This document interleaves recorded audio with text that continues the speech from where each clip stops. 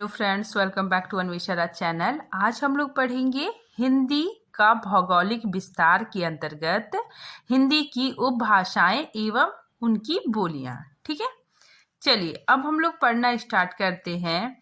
हिंदी भारत की बहुसंख्यक लोगों की भाषा होने के साथ विश्व की तीसरी सबसे अधिक बोले जाने वाली भाषा है। ठीक है, तो हिंदी भारत में बहुत लोगों द्वारा बोली जाती है। ठीक है, तो बहुसंख्यक लोगों की भाषा है। ठीक है, साथ ही विश्व की तीसरी, ठीक है, तीसरी स्थान में आती है। विश्व की तीसरी सबसे अधिक बोले जाने वाली भाषा है। हिंदी भारत देश के अतिरिक्त अन्य कई देश में बोली या समझी जाती है। ठीक है, भारत के बाहर भी कई देशों में हिंदी भाषी लोग काफी बड़ी संख्या में बसे हुए हैं। ठीक है, मतलब विदेश में भी हिंदी बोली जाती है। ठीक है, कहाँ कहाँ बोली जाती है देखिए, मॉरिशस, फिजी, ठीक है, युगांडा, नेपाल, इंग्लैंड, अमेरिका आदि देशों में भी हिंदी बोली जाती है। अब हम लोग देखते हैं हिंदी क्षेत्र या पूर्णतः हिंदी भाषी राज्य। ठीक है, मतलब ये राज्य ऐसे है जहाँ पे पूरी तरह से हिंदी भाषा बोला जाता है। ठीक है, हिंदी भाषी राज्य है ये। ठीक है, कौन कौन है देखिए, हिमाचल प्रदेश, उत्तर प्रदेश, मध्य प्रदेश, बिहार, उत्तराखंड, झारखंड, राजस्थान, छत्तीसगढ़, हरियाणा और दिल्ली।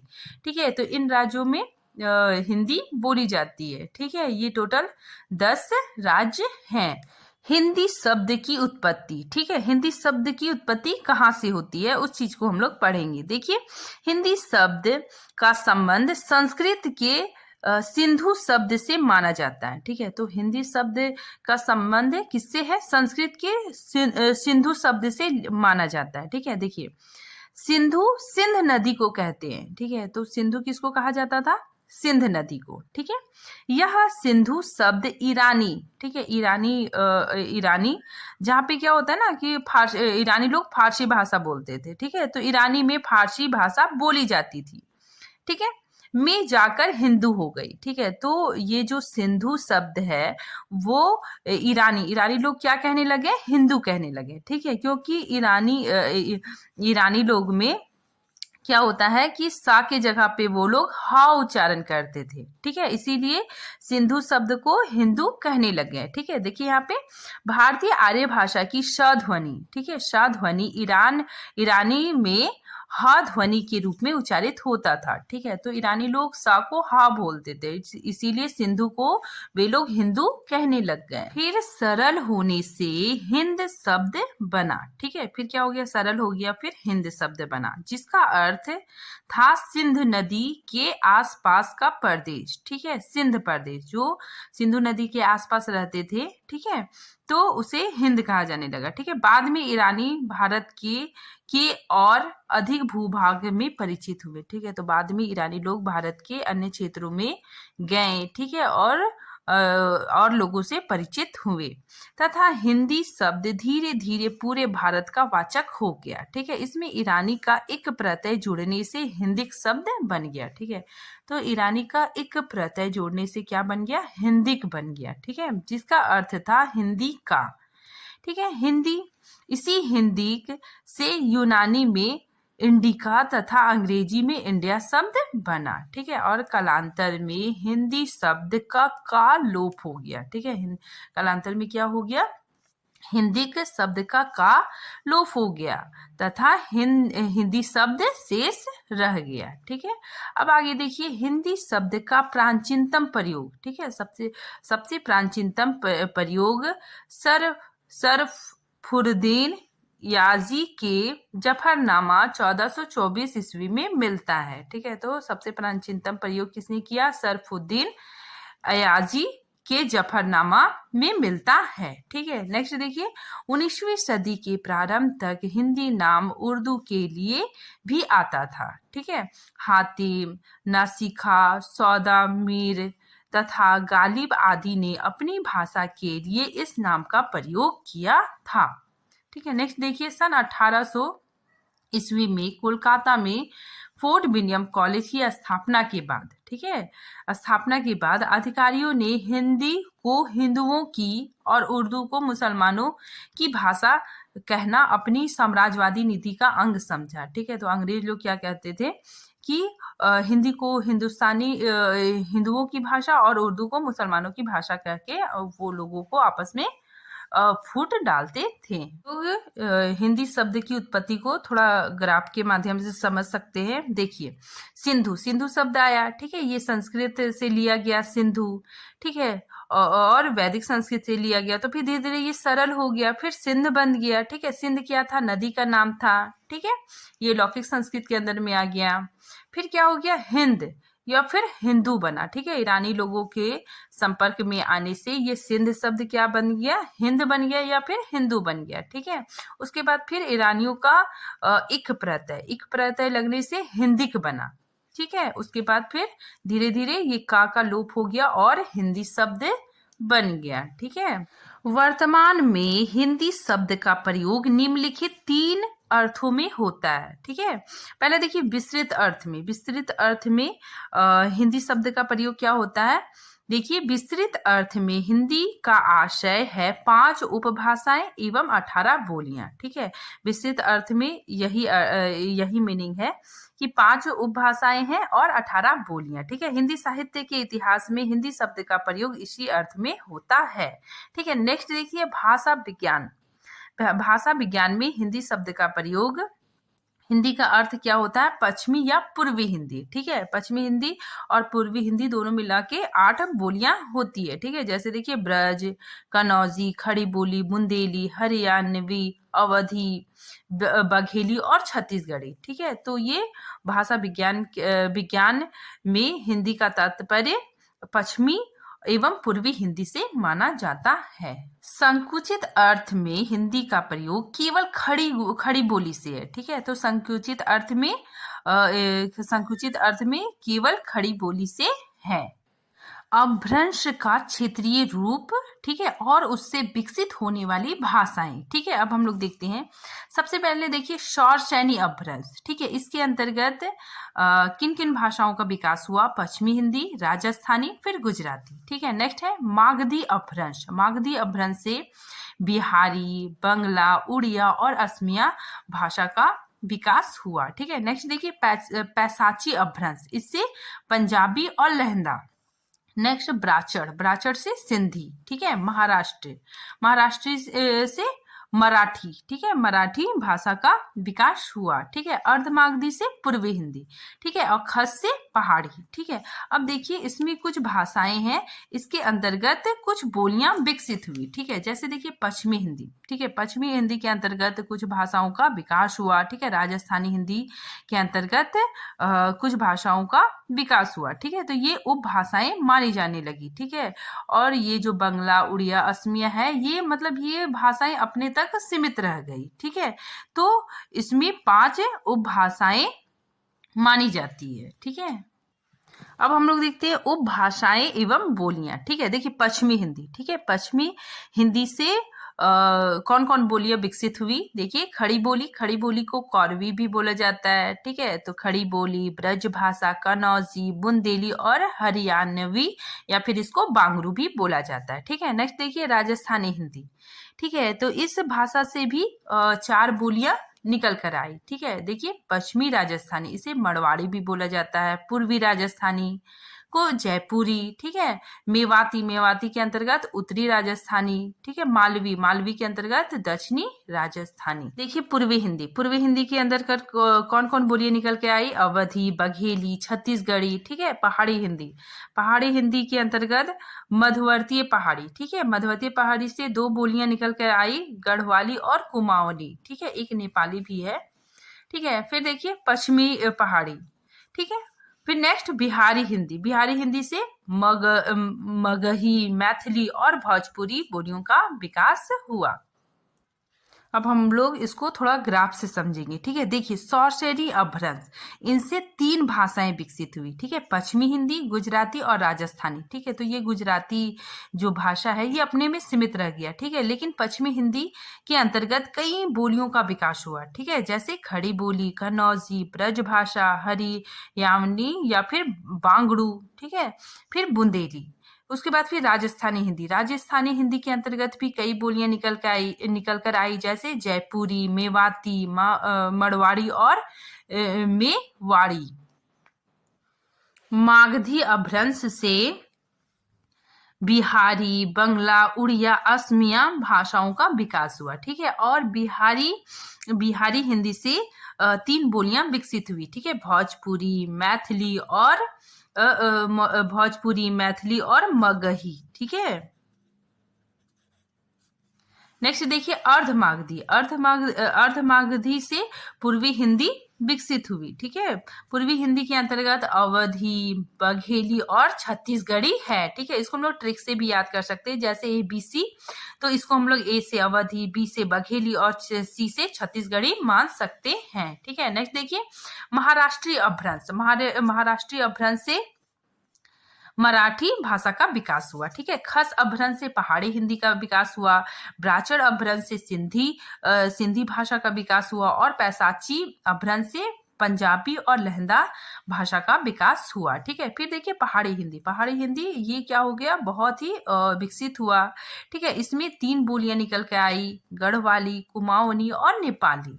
अब देखिए हिंदी प्रदेश में 5 उपभाषाएं, अभी हम लोग पढ़े 5 उपभाषाएं तथा 18 बोलियां होती है। ठीक है, लेकिन इन उपभाषाओं को हम लोग ट्रिक से भी याद रख सकते हैं। ठीक है, जैसे देखिए पूर्व पश्चिम की पहाड़ी में राजा विहार कर रहे हैं। ठीक है, तो पूर्व से क्या हो गया, पूर्वी हिंदी।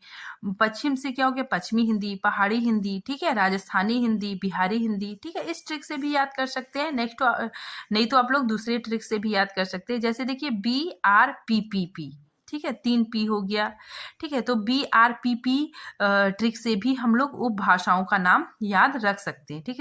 ठीक है, जैसे B से बिहारी हिंदी, R से राजस्थानी हिंदी, P से पहाड़ी हिंदी। ठीक है, P से पूर्वी हिंदी और ये P से पश्चिमी हिंदी। ठीक है, तो इस ट्रिक से हम लोग उपभाषाओं का नाम बहुत ही इजीली याद रख सकते हैं। हम लोग देखते हैं पश्चिमी हिंदी के अंतर्गत खड़ी बोली की कुछ विशेषताएं। ठीक है, देखिए खड़ी बोली का दूसरा नाम कौरवी है। ठीक है, कौरवी का प्रयोग राहुल सांकृत्यायन जी ने किया था। ठीक है, बहुत इंपॉर्टेंट क्वेश्चन है, ये सब पूछा जाता है। देखिए खड़ी बोली का उद्भव सौरसैनी अपभ्रंश के उत्तरवर्ती रूप से मानी जाती है। ठीक है, खड़ी बोली कहने का कारण, ठीक है, किन किन ने खड़ी बोली कहा है। देखिए डॉक्टर धीरेन्द्र की मान्यता है कि इनके वर्णों में खड़ी पाई की अधिकता है। ठीक है, अतः इसे खड़ी बोली कहते हैं। ठीक है, ये कौन मानता है, डॉक्टर धीरेन्द्र वर्मा। ठीक है, नेक्स्ट देखिए उदय नारायण तिवारी क्या मानते हैं कि यह खड़ी अर्थात कर्कश है, अतः इसे खड़ी बोली कहते हैं। ठीक है, तो उदय नारायण तिवारी इसको कर्कश मानते हैं। ठीक है, अब देखिए आचार्य शुल्क रामचंद्र शुक्ल जी मानते हैं कि यह खरी अर्थात शुद्ध है। ठीक है, अतः इसे खरी बोली कहते हैं। ठीक है, और आचार्य शुल्क का समर्थन किन किन किन ने किया था, देखिए लल्लू लाल जी ने, नामवर सिंह ने, हजारी प्रसाद द्विवेदी जी ने शुल्क जी का समर्थन किया था। अब हम लोग देखते हैं नामकरण। ठीक है, खड़ी बोली नाम किसने दिया था, लल्लू लाल ने कहा था। ठीक है, फिर देखिए कौरवी शुल्क और धीरेन्द्र वर्मा ने कहा था। ठीक है, फिर देखिए टकसाली और गवारी हिंदी किसने कहा था, गिलक्राइस्ट ने कहा था। ठीक है, जनपदीय भाषा डॉक्टर सुनीति कुमार चटर्जी ने कहा था। ठीक है, खड़ी बोली के प्रथम कवि कौन माने जाते हैं, अमीर खुसरो। उत्तर भारत में खड़ी बोली का सबसे पहले प्रयोग कहाँ देखने को मिलता है, गंग कवि की रचना चंद छंद वर्णन की महिमा में देखने को मिलता है। ठीक है, खड़ी बोली का सबसे पहले प्रयोग गंग कवि की रचना चंद छंद वर्णन की महिमा में देखने को मिलता है। ठीक है, बहुत इंपॉर्टेंट क्वेश्चन है ये सब। आगे देखिए दक्षिण भारत में खड़ी बोली का सबसे पहले प्रयोग मुल्ला वजही सबरंग में देखने को मिलता है। ठीक है, देखिए खड़ी बोली गद्य की प्रथम शुद्ध और परिमार्जित रचना, ठीक है, भाषा योग वशिष्ठ में देखने को मिलता है। ठीक है, और भाषा योग वशिष्ठ के रचनाकार राम प्रसाद निर्जनी है। ठीक है, और ये शुल्क जी मानते हैं कि भाषा योग वशिष्ठ में खड़ी बोली का प्रयोग शुद्ध और परिष्कृत रूप से हुआ है। ठीक है, और खड़ी बोली आकार बहुला बोली है। ठीक है, इसमें आकार बहुला ये भाषा है। ठीक है, आगे देखिए मेरठ। मेरठ में क्या है कि खड़ी बोली का सर्वाधिक परिष्कृत रूप देखने को मिलता है। ठीक है, तो खड़ी बोली का सर्वाधिक परिष्कृत रूप मेरठ में देखने को मिलता है। खड़ी बोली का क्षेत्र, ठीक है, खड़ी बोली कहाँ कहाँ बोली जाती है? दिल्ली, मेरठ, सहारनपुर, मुरादाबाद, देहरादून, मुजफ्फरपुर, बिजनौर और रामपुर। ठीक है, इन क्षेत्रों में खड़ी बोली बोली जाती है। ठीक है, अब हम लोग पढ़ते हैं ब्रज। ठीक है, ब्रज भाषा, इसकी विशेषताएं। ब्रज का अर्थ होता है पशुओं या गायों का समूह या चारागाह। ठीक है, ब्रज का क्या अर्थ होता है? चारागाह। ठीक है, जहाँ पे पशु चारा खाते हैं। ठीक है, पशुपालन की अधिकता के कारण यह क्षेत्र ब्रज कहलाई। ठीक है, इनकी बोली ब्रज भाषा है। मध्यकाल में ब्रज भाषा का महत्वपूर्ण साहित्य देखने को मिलता है। ठीक है, कवि ईश्वर चंद्र गुप्त ने ब्रज बोली शब्द का सर्वप्रथम प्रयोग किया था। ठीक है, ये बहुत इंपॉर्टेंट क्वेश्चन है कि कवि ईश्वर चंद्र गुप्त ने ब्रज बोली शब्द का सर्वप्रथम प्रयोग किया था। ठीक है, इस बोली का आरंभिक रूप आदिकालीन साहित्य में पिंगल तथा मध्यकाल में भाखा नाम से मिलता है। अब देखिए ब्रज भाषा के अन्य नाम भुक्सा, अंतवेदी, भरतपुरी, डांगी, माथुरी आदि ब्रज भाषा की मुख्य उपबोलियां हैं। ठीक है, शब्दों का औकारात होना जैसे गायो, आयो। ठीक है, मतलब ब्रज भाषा में औकारांत पाए जाते हैं। ठीक है, जैसे गायो, आयो। ठीक है, अब ब्रज भाषा के क्षेत्र, ब्रज भाषा कहाँ कहाँ बोली जाती है? आगरा, मथुरा, फिरोजाबाद, अलीगढ़, ठीक है, आइटा, धौलपुर, भरतपुर आदि क्षेत्रों में बोली जाती है। ठीक है, नेक्स्ट हम लोग देखते हैं कनौजी। कनौजी शब्द संस्कृत के कान्य कुब्ज शब्द से विकसित हुआ है। ठीक है, बहुत इंपॉर्टेंट है ये कि कनौजी शब्द कान्य कुब्ज से विकसित हुई है। ठीक है, कुछ विद्वान कनौजी को ब्रज भाषा का ही रूप मानते हैं। ठीक है, ग्रियर्सन ने इसे अलग बोली माना है। ठीक है, देखिए कनौजी जनपद का पुराना नाम पंचाल था। ठीक है, ये भी इंपॉर्टेंट है कि कनौजी का पुराना नाम क्या था? पंचाल। ठीक है, कनौजी बोली जाने वाले क्षेत्र कौन कौन है? फर्रुखाबाद, एटा, इटावा, कनौजी, ठीक है, शाहजहांपुर, हरदोई, मैनपुरी आदि जिलों में बोली जाती है। ठीक है, नेक्स्ट हम लोग देखते हैं बुंदेली। बुंदेली बुंदेलखंड की बोली है। ठीक है, बुंदेली नाम बुंदेल राजपूतों के अधिपत्य के कारण पड़ा। ठीक है, बुंदेली में लोक साहित्य पर्याप्त मात्रा में मिलते हैं। इसरू के फाग बहुत प्रसिद्ध हैं। यामिनी या बांगड़ू, ठीक है, इसका मूल संबंध हरियाणा राज्य से है। ठीक है, ग्रियर्सन ने इसे बांगड़ू कहा है। ठीक है, ये बहुत इंपॉर्टेंट है कि ग्रियर्सन ने इसे बांगड़ू कहा है। ठीक है, हरियामनी को जाटू भी कहा जाता है। ठीक है, हरियामनी को लोक साहित्य पर्याप्त मात्रा में है। ठीक है, तो हरियावनी में लोक साहित्य पर्याप्त मात्रा में देखने को मिलते हैं। ठीक है, फिर भी देखिए आगे देखिए पूर्वी हिंदी। ठीक है, पूर्वी हिंदी के अंतर्गत 3 भाषाएं आती है। ठीक है, सबसे पहले अवधी। अवधी अवध क्षेत्र में बोली जाती है। ठीक है, इस बोली के लिए कौशली, बेसवाड़ी शब्द का प्रयोग किया जाता है। ठीक है, तो अवधी का अन्य नाम कौशली और बेसवाड़ी है। प्राकृत पेंगलम में पुरानी अवधि के रूप में मिलती है। ठीक है, देखिए फिजी, मॉरिशस, दुबई आदि देशों में कुछ लोग अवधि में भी बातचीत करते हैं। तुलसी का रामचरितमानस, जयसी का पद्मावत तथा द्वारिका प्रसाद मिश्र का कृष्णायन नामक महाकाव्य अवधि में ही रचित है। ठीक है, मतलब ये अवधि साहित्य के क्षेत्र में बहुत ज्यादा फली फूली। ठीक है, यहाँ तक कि तुलसीदास की रामचरितमानस अवधि में लिखी गई है। जयसी का पद्मावत भी अवधि में लिखा गया है। इसमें इया प्रत्यय का प्रयोग होता है। ठीक है, जैसे बिस इया, चरपाइया, ठीक है। अवधी बोली कहाँ कहाँ बोली जाती है? लखनऊ, उन्नाव, कानपुर, रायबरेली, सीतापुर, फैजाबाद, ठीक है, प्रतापगढ़ और बाराबंकी आदि जिलों में बोली जाती है। बघेली, बघेल की बोली बघेली कहलाती है। ठीक है। बघेली में बघेल राजाओं का राज्य था। ठीक है, जिसकी राजधानी रीवा, ठीक है, बहुत इंपॉर्टेंट है, जिसकी राजधानी क्या थी? रीवा। ठीक है, अतः इसका केंद्र रीवा है। नेक्स्ट देखिए छत्तीसगढ़। यह भाषा रायपुर, बिलासपुर, रायगढ़, ठीक है, दुर्ग, नंदगांव, ठीक है, आदि क्षेत्रों में बोली जाती है। छत्तीसगढ़ को लरिया खलटाही भी कहते हैं। ठीक है, इतिहास में इस क्षेत्र को दक्षिण कौशल भी कहा जाता है। ठीक है, आगे अब नेक्स्ट हम लोग देखते हैं बिहारी हिंदी। बिहारी हिंदी के अंतर्गत भोजपुरी। ठीक है, भोजपुरी देखिए, बिहारी राज्य के आरा जिले के एक गांव भोजपुर, ठीक है, भोजपुर के नाम पर इस भाषा का नाम भोजपुरी पड़ा। ठीक है, भोजपुरी भारत की सर्वाधिक, देखिए ये बहुत इंपॉर्टेंट है कि भोजपुरी भारत की सर्वाधिक बोली जाने वाली बोलियों में से एक है। ठीक है, फिर भी इसे संविधान के 8वीं अनुसूची में नहीं रखा गया है। ठीक है, मतलब ये भाषा बहुत ज्यादा विकसित है। ठीक है, काफी जगहों में बोला जाता है, फिर भी इसे 8वीं अनुसूची में इसको मान्यता भी नहीं मिला है। ठीक है, भिखारी ठाकुर को भोजपुरी का शेक्सपियर कहा जाता है और इन्होंने, मतलब किन्होंने? भिखारी ठाकुर ने विदेशिया सहित 12 नाटकों की रचना की है। ठीक है, इन्होंने विदेशिया सहित 12 नाटकों की रचना की है। भारत के बाहर भी मॉरिशस, फिजी आदि देशों में यह भाषा अत्यधिक प्रचलित है।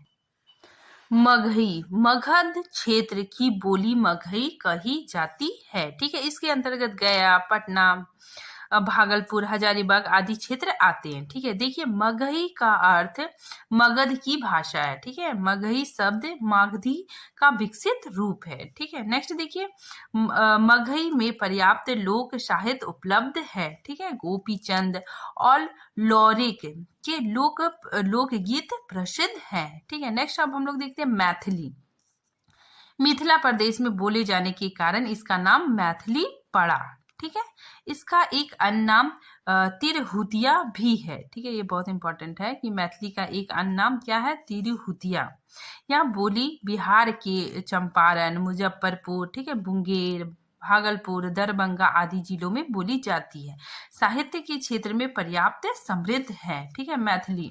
और विद्यापति ने अपनी पदावली भी इसी बोली में लिखी थी। ठीक है, विद्यापति की जो पदावली है वो मैथिली भाषा में लिखी गई है। ठीक है, मैथिली संविधान की 8वीं अनुसूची में शामिल की गई है। राजस्थानी हिंदी। ठीक है, राजस्थानी की हिंदी के अंतर्गत मड़वाड़ी। ठीक है, यह राजस्थानी हिंदी की बोली है जो मवाड़ क्षेत्र में बोले जाने के कारण मड़वाड़ी कहलाई। ठीक है, देखिए यह राजस्थान के बहुत बड़े भूभाग में बोले जाते हैं। ठीक है, बोली जाती है, जिसके अंतर्गत कौन कौन से क्षेत्र आते हैं? जोधपुर, किशनपुर, ठीक है, मेवाड़, जैसलमेर तथा बीकानेर जिले आते हैं। ठीक है, देखिए मेवाड़ी, सिरोही, फिर बगाड़ी और शेखावटी आदि मड़वाड़ी की प्रमुख उपबोलियां हैं। पुरानी मड़वाड़ी को ही डिंगल कहा जाता है। ठीक है, देखिए मीरा के पद कहीं ब्रज भाषा तो कहीं मड़वाड़ी में हैं। ठीक है, तो मीरा के पद मड़वाड़ी भाषा में देखने को मिलते हैं। ठीक है, फिर देखिए मेवाती। नेक्स्ट है मेवाती। मेवाती बोली माओ जाति के निवास स्थल मेवात क्षेत्र में बोली जाती है। ठीक है, मेवाती की एक मिश्रित उपबोली अहिरबाटी, बहुत इंपॉर्टेंट है, मेवाती की एक मिश्रित उपबोली अहिरबाटी है। ठीक है, जो गुड़गांव, दिल्ली, करनाल के पश्चिम क्षेत्र आदि में बोली जाती है। ठीक है, राठी, नहेरे, कट्ठर, गुजारी आदि मेवाती के अन्य उपबोलियां हैं। ठीक है, नेक्स्ट हम लोग देखते हैं मालवी। लंबे समय तक उज्जैन के आसपास की क्षेत्र मालव या फिर मालवा नाम से प्रसिद्ध रहा। ठीक है, इस कारण यहाँ की बोली मालवी कहते हैं। जयपुरी और ढूंढाली। ठीक है, ढूंढाली को जयपुरी भी कहा जाता है। ठीक है, जयपुरी के शेखावटी क्षेत्र को छोड़कर संपूर्ण जयपुर में ढूंढाली बोली जाती है। यह बोली कोटा, बूंदी आदि जिलों में भी बोली जाती है। ठीक है, हड़ौती इसकी प्रमुख उपबोली है। ढूंढाली साहित्य रूप में ब्रज भाषा, गुजराती और मरवाड़ी का प्रभाव परिलक्षित होती है। ठीक है, ढूंढाली में गद्य और पद दोनों रूप में रचना मिलती है। ठीक है, तो ढूंढाली जो है इसमें गद्य और पद दोनों रूपों में रचना देखने को मिलती है। अब हम लोग देखते हैं पहाड़ी हिंदी। ठीक है, जॉर्ज ग्रियर्सन ने पहाड़ी हिंदी को मध्य पहाड़ी कहा है। ठीक है, काफी इंपॉर्टेंट है ये। पहाड़ी हिंदी का विकास खश प्राकृत से हुआ है। ठीक है, नेक्स्ट देखिए गढ़वाली। अब हम लोग गढ़वाली की विशेषताएं देखते हैं।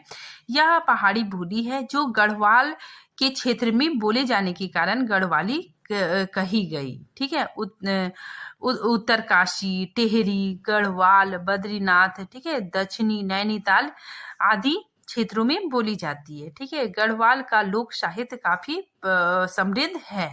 ठीक है, नेक्स्ट देखते हैं कुमाऊनी। कुमाऊं का पुराना नाम कुमाचल था।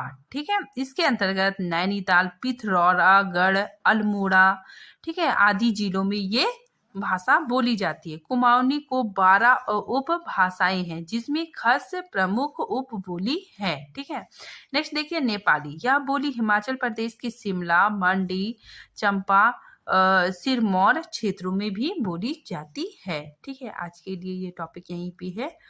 Thank you friends.